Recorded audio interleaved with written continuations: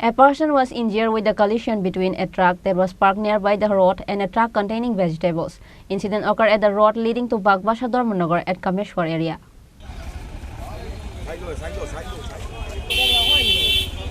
During the incident, a truck carrying vegetables flipped upside down at the mid of the road. Likewise, all the vegetables that was inside the truck all fell off at the road.